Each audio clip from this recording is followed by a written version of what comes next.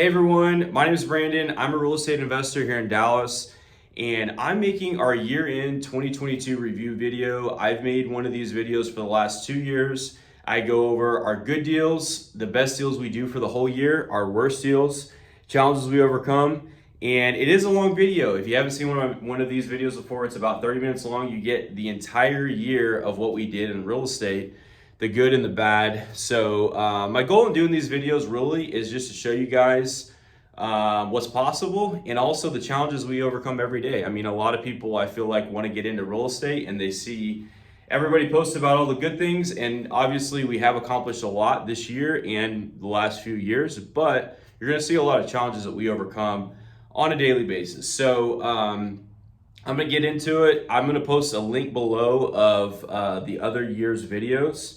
If you have interest in seeing those other years that we've done in the past, you can check those videos out, and I'm going to get right into it. So first things first, 2022 stats. We sold 106 single-family homes in 2022, and we acquired 179 units multifamily across 3 different properties. One of the properties we purchased without any partnerships or anything like that, and 2 properties we purchased through syndication and partnerships.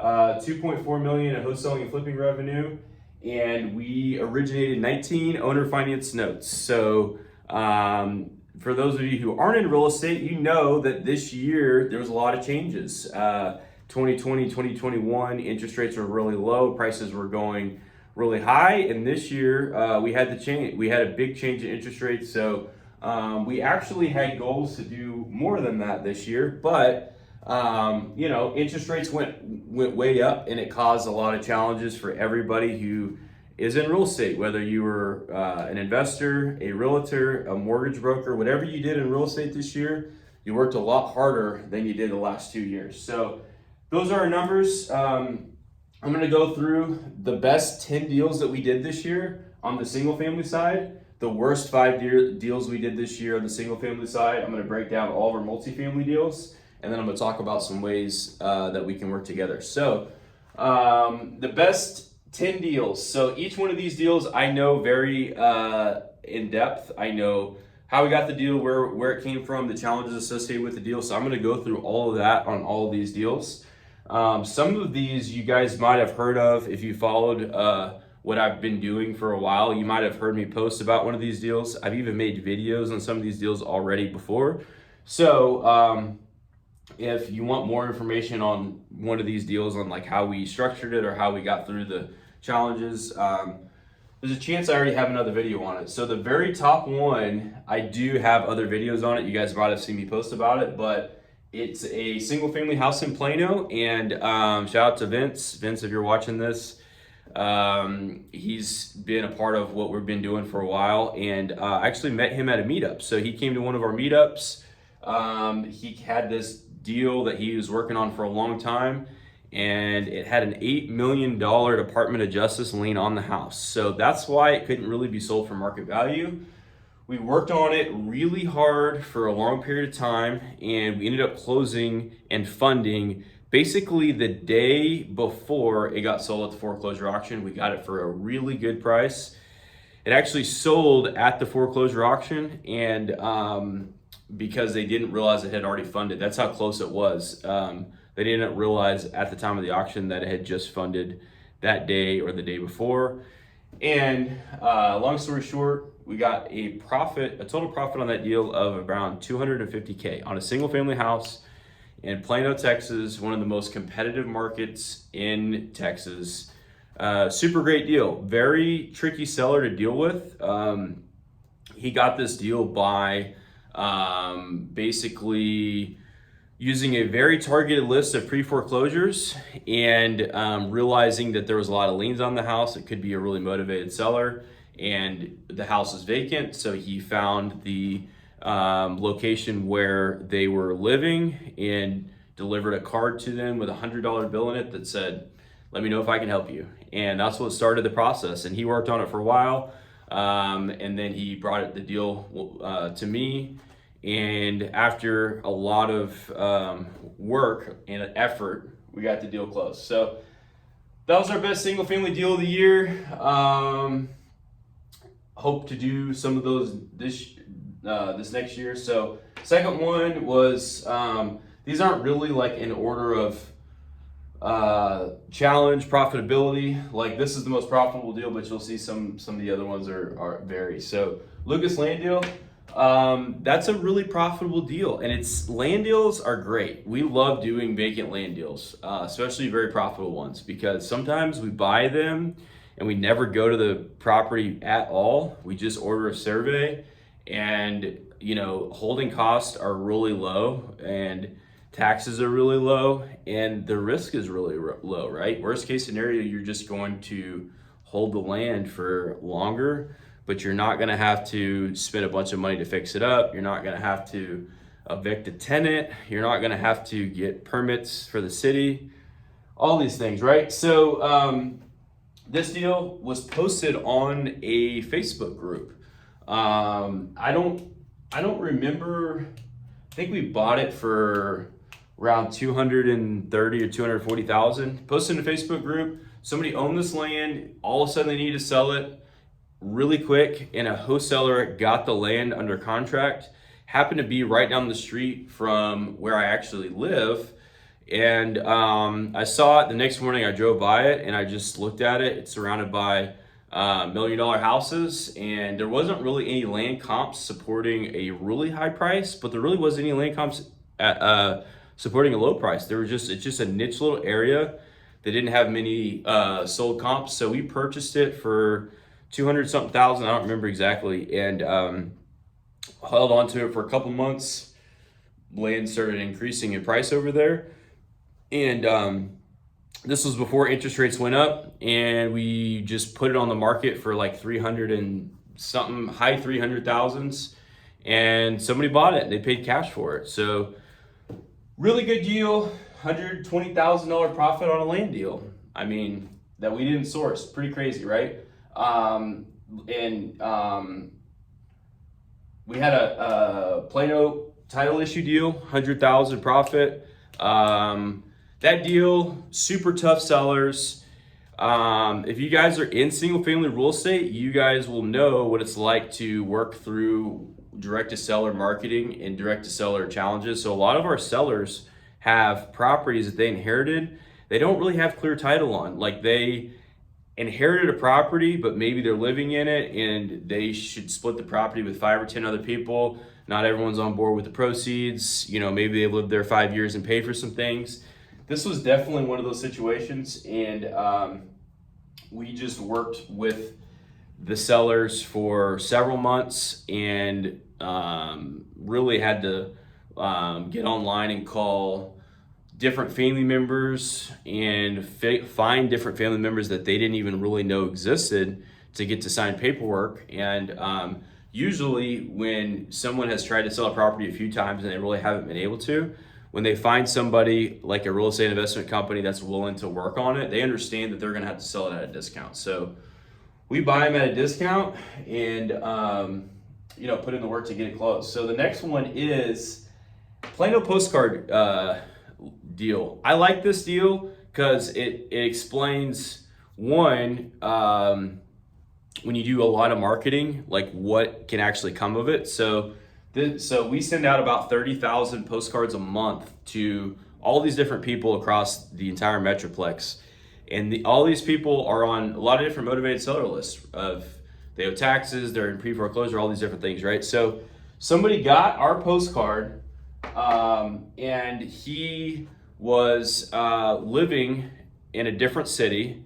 And our postcards, he saw that we were in Plano, and that same day, this guy had received a phone call from a family member or a friend, I can't remember which one, saying, hey, my neighbor's house is like abandoned and there's water coming out of it. And I know the guy needs to sell and he's in the hospital. Do you know of anybody? And it was like the same day that he got the postcard. So he just called, and one of our acquisition guys was like, of course, we'd love to buy the house in Plano. How can we make it work? Blah, blah, blah.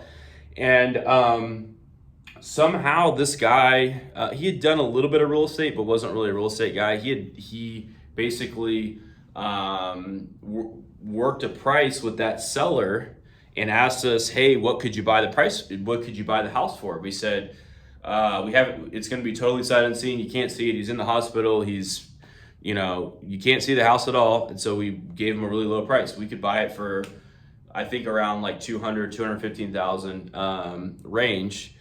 And he said, great, if I can get it for like 15 or 10 or $15,000 less than that, can I make that as a commission? We're like, yeah, that's fine. So that's what he did. And so super awesome deal. A random guy that we didn't meet, that we didn't know, got our postcard in a different city, got us a deal that we made 160,000 on, and he got to keep somewhere between 10 and 15,000 as his like referral fee. I don't remember exactly.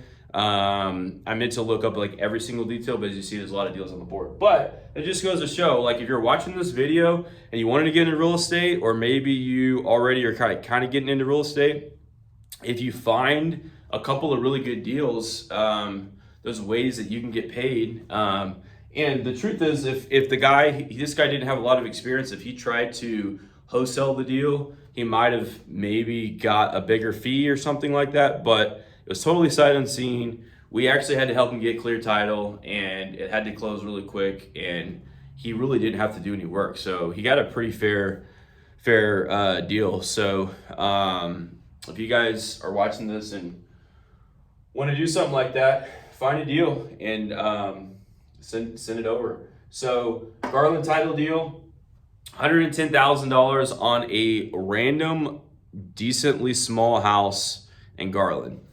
That's $110,000 profit. So this deal, the guy got it, owner finance, was trying to sell it, had major title issues, and some shady owner finance guy had basically got his wife to deed the property back over to him. So he was like the lien holder, and he was half owner of the house, and the guy who owned the house didn't even know it. It was this really weird situation, and he couldn't sell it. And actually the owner finance guy was trying to just get him to foreclose, because he knew he was the lien holder, and he knew that the owner of the house couldn't sell it without him, the lien holder, signing off on it.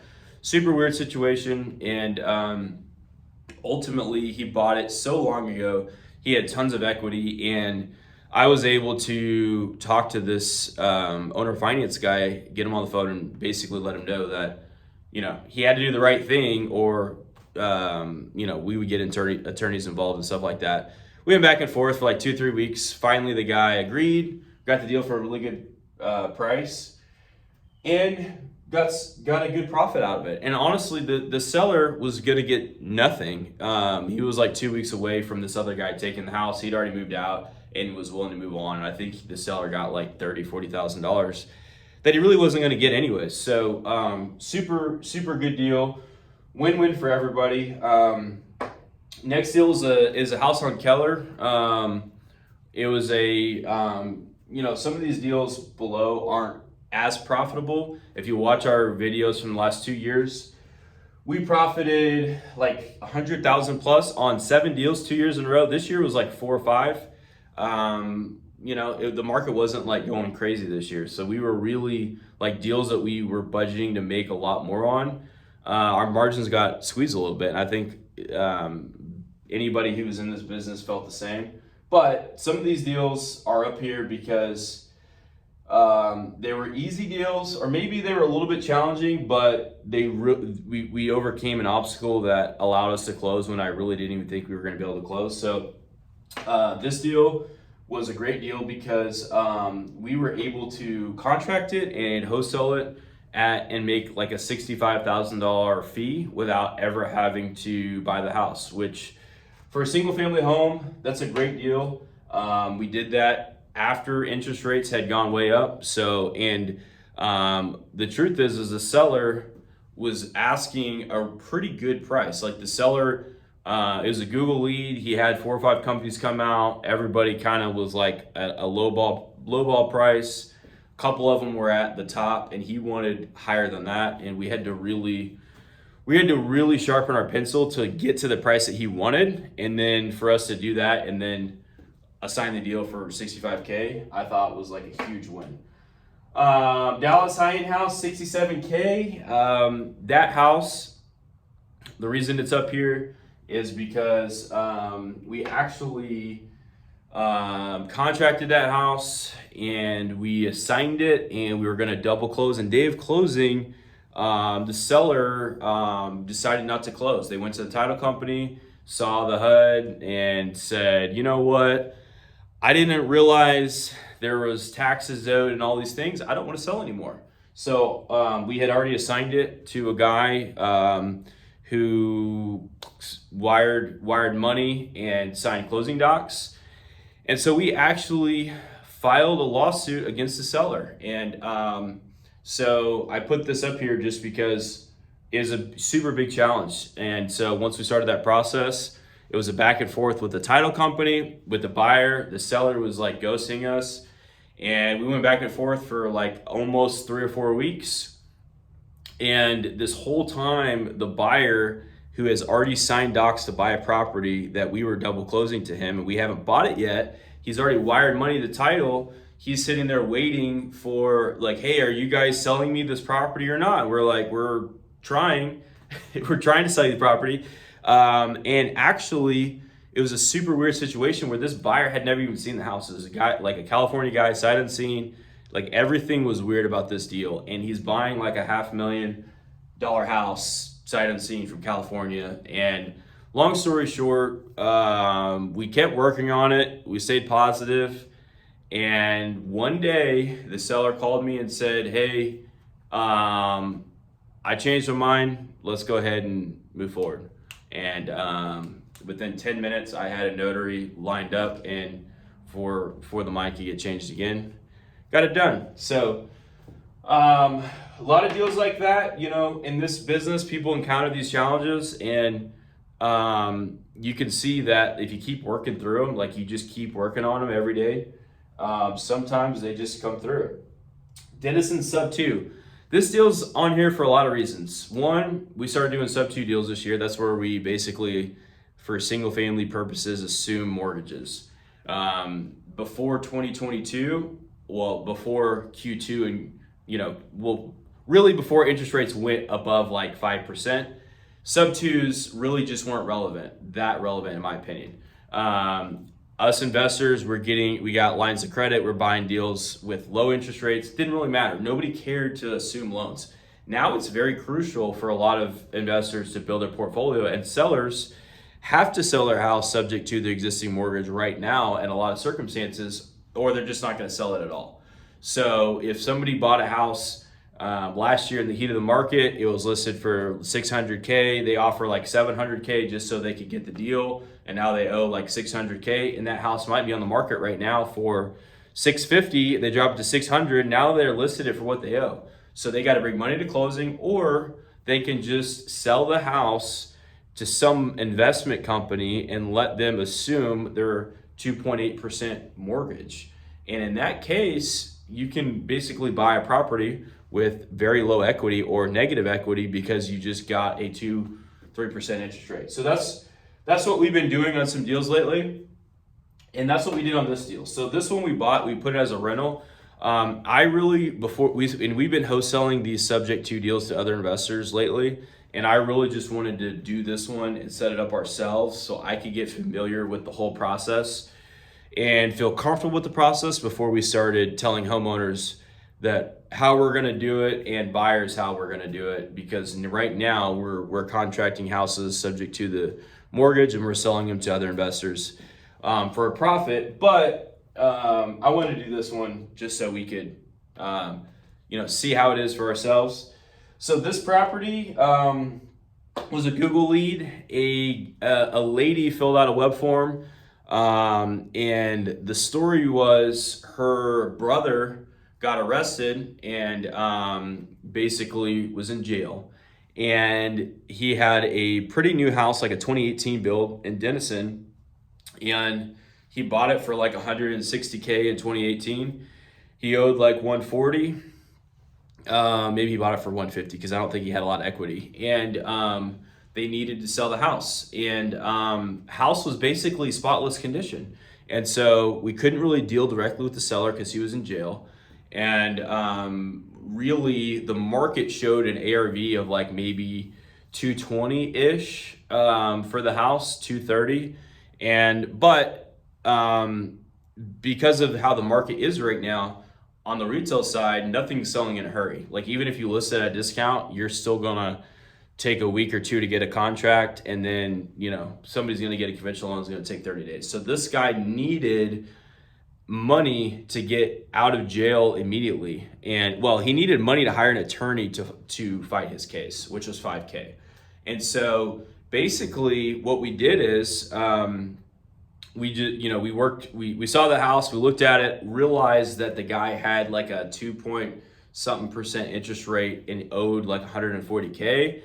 And I said, this would be a great opportunity to try sub 2 and see how it goes. So they agreed to it. We purchased the house really quickly. I don't remember the time frame, but they needed to close really quickly. And we got him enough money to get a retainer for his attorney lined up. And then we closed on the house, turned it into a rental. So probably have around 60K of equity in that deal. So that's why I put it on the board right here. Super unique opportunity, super excited about that one. Next deal, McKinney sight unseen. So we had a deal in McKinney early part of last year. I don't even remember all the details on some of these because they were almost a year ago at this point, but early 2022, we were still selling deal sight unseen. So we contracted a deal from a seller and went out there, took a bunch of photos, and we marketed it to some of our investors, and we sold it to a cash buyer for $54,000 profit who never saw the house. Super, super awesome thing that used to happen before interest rates went up.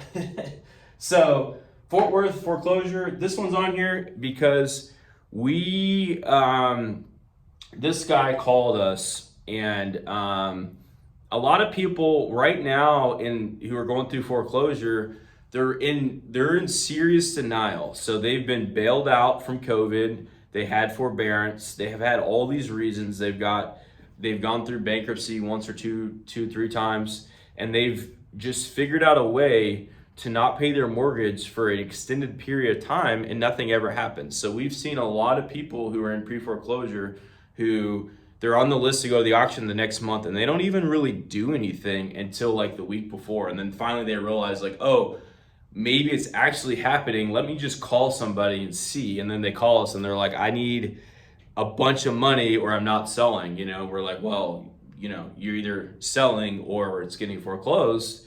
And a lot of times when it gets to that point, they're just in denial. And that's exactly what happened to this guy. So he called us on a Friday, and the house was getting foreclosed on that next Tuesday. And so if you don't do real estate, well, if you're this far into the video, I imagine you do real estate, or at least you know a little bit of real estate. So you know that to close on a property, to sign a contract and close within 2-3 days, business days, very challenging, right? And so he called us on a Friday, and we had to close in 3 days. And so that was really a challenging deal. We got it done though. And so we looked at the house. We were able to line up somebody else to look at it like that day. And so we bought it like on a Tuesday, and we had somebody else buy it like a week or two later. And from us as is, because the house was in decent condition, and made a $50,000 profit. And the seller, I think the seller is similar numbers to the other one I said. I think the seller was basically not going to get anything, and he got like $30,000. And really and truly, the lien holder the lien holder was still moving forward with the foreclosure, because we didn't even fund until like 11:30 that morning of the auction. And it was so close to not getting done. It was ridiculous. The seller just the whole time didn't believe that it was actually going to the auction, and it was super challenging. So we got that one done. And in my career, I've bought several properties same day, probably, or within a day or two, like this one, probably 3 or 4. And they're always challenging, right? Like it's not something we like to do, but those deals are always like some of our best deals. So all right, so now I'm going to go through our 5 worst deals. if you watched this best 10 deals, you're probably super excited. If you're newer in real estate, you're looking at this thinking like, oh, this is awesome. I can probably do some of this. You can, but you can't do this without this, and that's the truth. So we got 5 deals that we bought this year that were just absolute nightmares.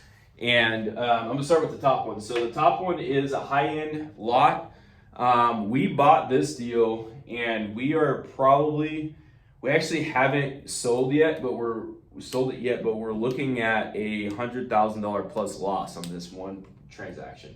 And basically what happened is we are buying this lot, and we made a buying decision on how much we're gonna pay based on what a buyer was willing to pay for it from us. And this buyer needed financing, and it was gonna take about 45 days roughly to close.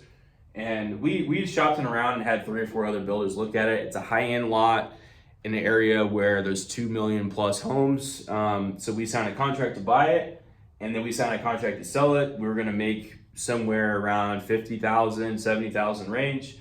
Looking at it now, it probably wasn't enough profit to justify the risk that we were taking. But we're having a good year. Interest rates had bumped up a little bit. We're still really, really aggressive. We're aggressive now, and we were really aggressive then. And I was like, let's do the deal. So we buy it. Buyers signed a contract to buy it from us in about 45 days. We get to that point. He wasn't really ready with the financing, needs like an extension or two, and I'm just busy hustling. We're doing deals, not really paying attention, and more time goes on. And then finally he says, hey, wait, I can't get a lender. And then he even tried to get his earnest money back and get a little squirrely, but we got that situated.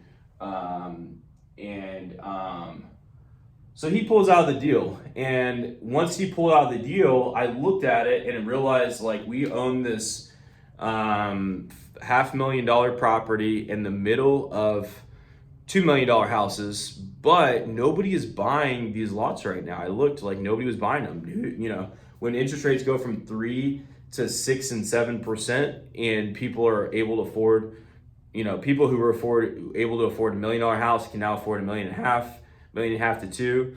And then that reverses. A lot of high-end spec builders are sitting on the sidelines right now. So once I realized that,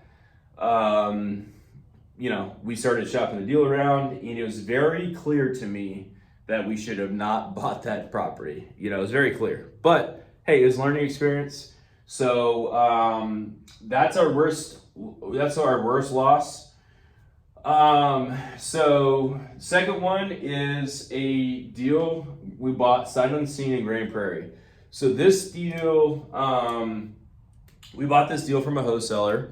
Last year, we bought over 20 houses. Our company bought and closed over 20 houses completely sight unseen. And that means that some investor, somebody sends us a house off market that's discounted with 20 photos. I look at them real quick, run some numbers, and say, all right, we'll buy it. And that's it. We buy it like that. And I did that probably 20 times last year, and the market was red hot. So if we made a mistake, it didn't matter. Right now, you can't do that. The market is not going to forgive any mistake. We bought this house, and somehow, some way, the wholesaler had a bunch of photos of the house, and it didn't include photos of the bathroom. They said something like they went to the house, met with the seller, and I guess the door was shut and said somebody's in the bathroom, and they never got photos of the bathroom. When you open the bathroom, it was gutted out in the studs. So that was a problem. And the other problem was there wasn't even sheetrock on the walls. It looked like from the photos there was sheetrock on the walls, but it was 1/4-inch plastic that you would put in a restaurant or on top of backsplash in a kitchen to keep grease off of it. That was on all the walls. There wasn't even sheetrock, and it was crazy. And not only that, but a car hit the side of the house too. A car hit the side of the house, and so a car hit the side of the house. A bathroom was ripped out, and there wasn't even sheetrock on the walls. and we bought like this little 700 square foot house. I don't even know what we paid for it, but it was too much. And so we buy this house and we decide we're gonna like fix it up a little bit and then try to sell it. We're gonna sell it owner finance because we can sell these houses owner finance sometimes that are a little beat up, and we can sell them more to an owner finance buyer than we can to a cash buyer because the owner finance buyer is buying on terms. They're likely a contractor. They're able to put a little sweat equity into it instead of paying another contractor to do the work. Therefore, their budget's gonna be less. So that was our goal. So we started with that, and after, I don't know, 2, 3, 4 months, it was like we had a buyer, and then the buyer's like, can you put an AC unit in there? So we put an AC unit in, and then they back out, and we had a buyer, and they're like, hey, can you fix the foundation? So we fixed the foundation, and then they back out, and then the city starts coming by with code violations, and the city's like, oh, wait, like this property is about to be condemned. Like, unless you bring it all up to code, you cannot occupy this property. And the city was like getting on us big time. Long story short, we just dropped the price way down and sold it. So we lost about 15K on that deal. And we learned a lesson. And it was a bad decision to buy a house sight unseen. I'll still buy a house sight unseen today from somebody that I've worked with, that I trust, that I know if there's an issue, like we can resolve together. But if it's like some random person that just sent me a transaction I've never seen before, I'm absolutely gonna go look at the property today. So I learned that lesson. Next one, house fire. So we had a property that we bought, and all of our, just so you guys know, every property that we buy on the single family side, we're buying because of a very soon resale value. Like, we are looking at how much can we sell it for, and then in the next 1 week to 3 months, somewhere in that range, depending on the renovation. But 3 months is really a long time. We're looking at like, how much can we sell it for right now? So some of these properties we bought this year was based on hey, what is it worth right now if I buy it today and I sell it next week? Well, when the market shifts very quickly over a period of time, those values start to change. And that's what happened on this house. So we buy this house. I think we bought it for like 90 grand, 95 grand, something like that. It's in a rough part of Dallas. It's in a part of Dallas that, you got to lock stuff up, stuff gets stolen. And we have a lot of properties in a lot of South Dallas areas that look rough when you drive by, but they're really not rough. Like, they look rough, but you're not going to get your AC unit stolen. This is the kind of neighborhood that your door gets kicked in and your AC unit gets stolen every single time if they know it's vacant. So we had that house. We, what did we do to it? So we did the foundation maybe, and then we had a buyer for it. We were gonna sell it for not a great profit because we realized, like, after we bought it, we're like, okay, like this house needs a lot more work. We thought it was a 3-1, but like one of the bedrooms is a converted garage, and it's like a 3-stair step down, and it has no closet really. And so we're like, okay, this is a tough one. We need to just get rid of it today. We sell it, we like do the foundation, we sell it. A week before closing, it catches on fire. Just flat out catches on fire. I don't know how. I think it was an electrical issue. Well, I know it was an electrical issue now. But I don't know how, if it just, in the middle of the night, like just lit, or in the middle of the day. I don't know. I just know that we were under contract to sell it, and it was supposed to close within a week, and the buyer went by there to look at it, and we were selling owner finance buyer. He looks at it, and he's like, hey, the house caught on fire, and the whole front of it's like black, and it's like charred. And we're like, okay, that's great. So he backs out. At this point in the market, we're like, it's like maybe April, May-ish. We're like, okay, yeah, rates have gone up a little bit, but we're not really that worried about things. So file an insurance claim. The insurance guy comes out and he's like, yeah, man, the house is real beat up. Like, the whole house probably needs to be remodeled. But if you look at just the damage from the fire, it's really just like the front wall. It's like the front room. Like, yes, the whole house needs new siding, but it needed new siding before the fire. So insurance is like, yeah, man, we can give you like $12,000 for a fire damage. So anyways, we worked through that. But now We just finished renovating it like a couple weeks ago. We had to like get city inspections. We had to rewire the whole house. We had to do all these things. We had to get a whole new electrical meter on the outside, a new electrical box, and then we had to remodel the whole house. So now that we're finally done with it, the market is way different now than it was then. Way different. And we had to spend probably like $80,000 to renovate this house. And while it was getting renovated, got broke into 3 or 4 times. Somebody ripped off the AC unit, stole it. I think that's really all. Somebody ripped off the AC unit and got broken into 3 or 4 times. Luckily, right now, as I'm recording this video, there's still appliances and AC unit on it. We did have a welder build a cage around the AC unit, but and we've tried to supplement the insurance to pay for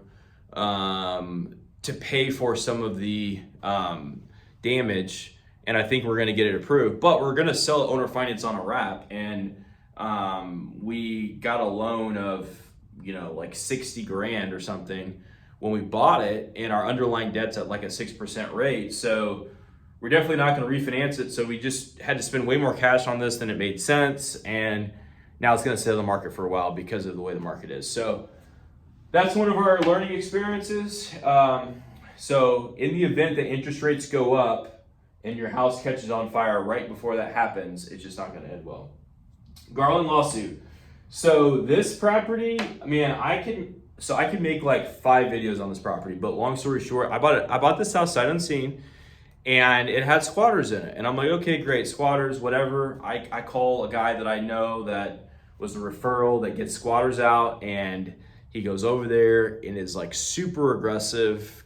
And these are very educated squatters, of the kind that, like search and research and all this kind of stuff.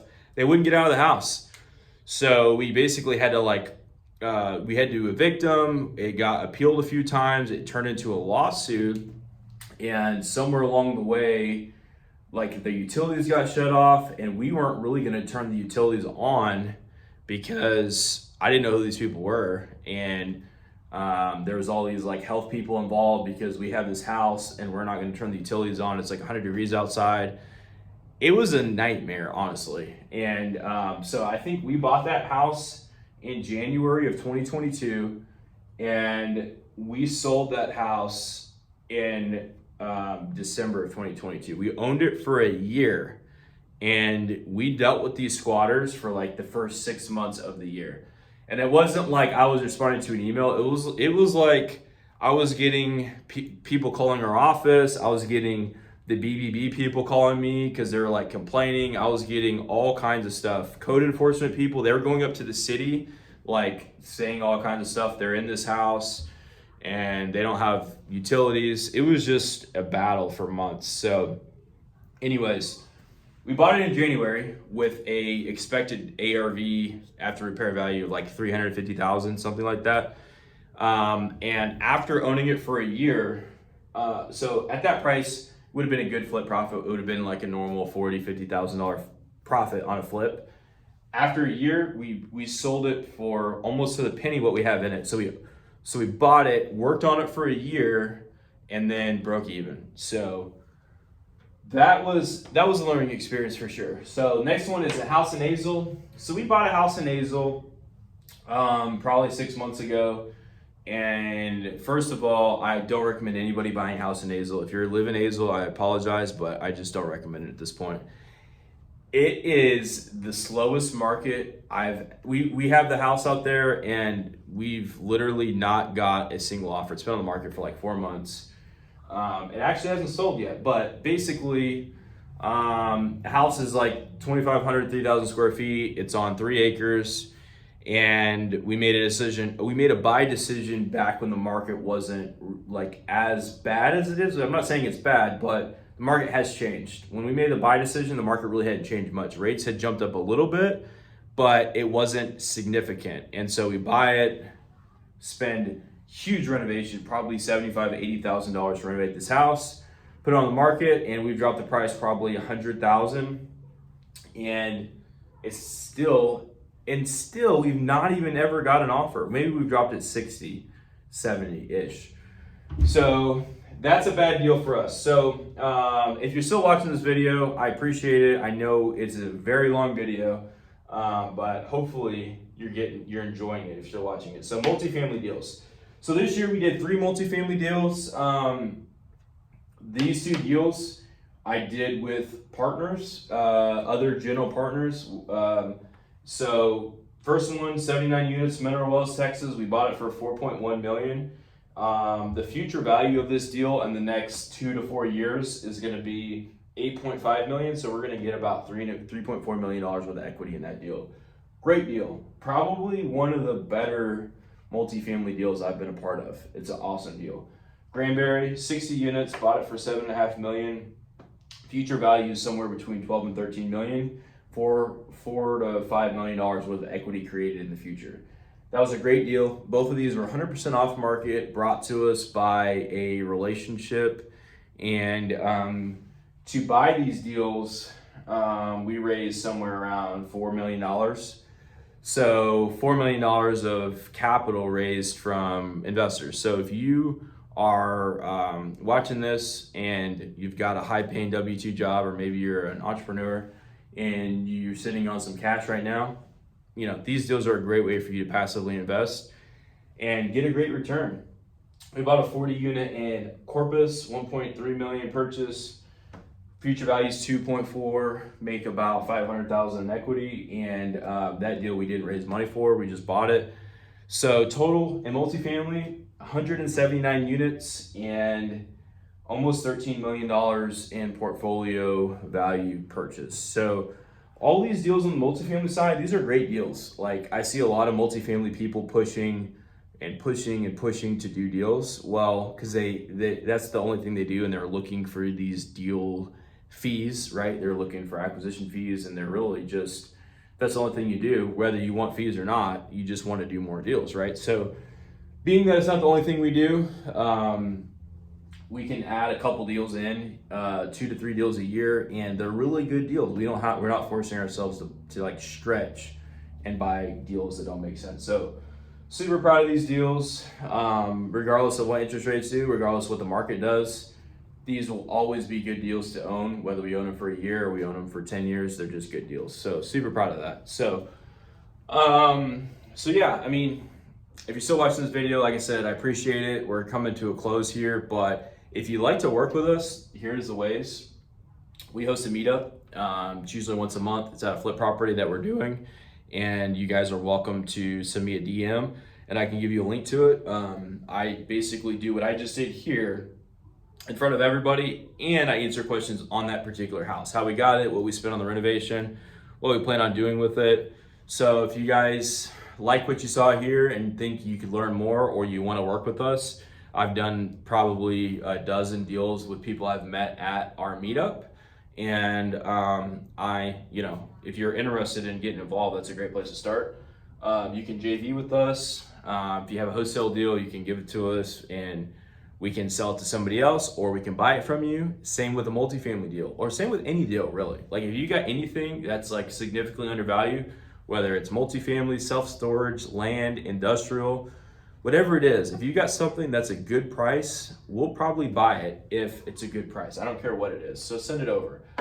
You can sell us a deal. If you're a wholesaler, if you're a realtor, if you're a commercial multifamily broker and you're watching this, our goal is really to be one of the best buyers you can work with. And we're really easy. You can see that we overcome all kinds of problems all the time, and we're happy to do a deal with you. Referrals, we love referrals. We can pay you a small referral fee or a big referral fee, just depends on the deal. Like this guy on the top, he got 10 or 15K. We've had people in commercial space get, tens of thousands. So if you're interested in working with us, you can definitely refer us a deal. You can invest in deals. Like I said before, we got deals that you can invest passively in. So that's on the single family or multifamily side. If you got $100,000, $200,000, $300,000 in cash and you don't want to be an operator where you operate these deals, but you want to get involved, hit me up. I will probably have some sort of opportunity this year for you to get involved with. And this isn't the only multifamily deals that we've done. We've been doing this a while, so we've got a lot of deals. And finally, you can like and follow. So I have this video, I'm gonna put it on my YouTube channel. You guys can get on the YouTube channel. You guys can watch the 2021 and 2020 videos, and you guys can watch other videos that we have. Our office is located here in Plano. If you're wanting to get into real estate or you're already in real estate, you should get connected with us. You can come to the office, you can come to one of our meetups, and we look forward to working with you. So again, if you watch this whole video, it's about 50 minutes at this point. Super long video. I really appreciate it, and I hope to work with you soon.